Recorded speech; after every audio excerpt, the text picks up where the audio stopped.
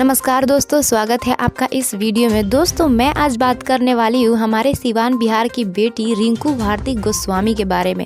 देखा जाए तो रिंकू भारती आजकल भोजपुरी इंडस्ट्री में अपना जगह बना ली है और बड़े बड़े कलाकारों के साथ काम कर चुकी है। और दोस्तों रिंकू भारती उतना पढ़ी लिखी भी नहीं है और आप समझ सकते हैं कि जो इंसान पढ़ा लिखा नहीं रहता है उसको कामयाब होने में कितना संघर्ष करना पड़ता है।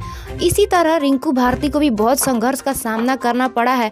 कितना संघर्ष के बाद इस मुकाम पर पहुंची है रिंकू भारती, दरअसल मैं आपको पूरी खबर इस वीडियो में बताऊंगी। वीडियो को स्किप ना करते हुए लास्ट तक जरूर देखिएगा। और हाँ दोस्तों, अगर अभी तक आपने हमारे इस चैनल को सब्सक्राइब नहीं किया है तो तुरंत सब्सक्राइब कर लीजिए। दोस्तों रिंकू भारती की बात करें तो रिंकू भारती बिल्कुल भी पढ़ी लिखी नहीं है। उनको पढ़ाई लिखाई में मन लगता ही नहीं था। क्लास जाने के बहाने वो अपने दोस्तों के घर चली जाती थी और वहां जाकर नाचती थी, गाती थी।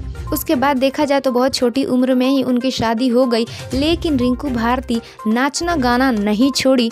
कुछ दिन तक तो ऐसे ही चलता रहा। फिर रिंकू भारती को एक सुनहरा मौका मिला। एक रियलिटी शो भौजी नंबर 1 में उन्होंने ऑडिशन दिया और उसमें उनका सिलेक्शन भी हो गया।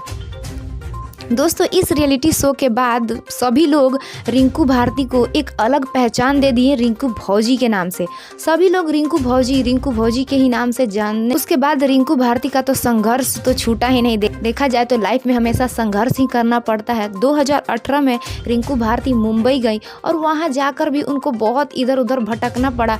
लेकिन एक बात तो है, रिंकू भारती का ना कोई गॉड फादर है भोजपुरी इंडस्ट्री में, ना ही कोई आगे पीछे था। लेकिन फिर भी रिंकू भारती ने अपने दम पर मुश्किलों का सामना करते हुए आगे बढ़ी।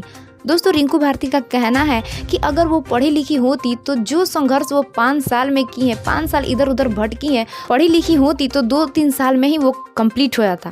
इसलिए पढ़ना लिखना भी बहुत जरूरी है, क्योंकि कोई भी इंडस्ट्री हो लेकिन उसमें नॉलेज बहुत जरूरी है। रिंकू भारती का ये भी कहना है कि वो पढ़ नहीं पाई, इसको लेकर के अभी तक उनको बहुत पछतावा भी होता है और बहुत मुश्किलों का सामना भी करना पड़ता है।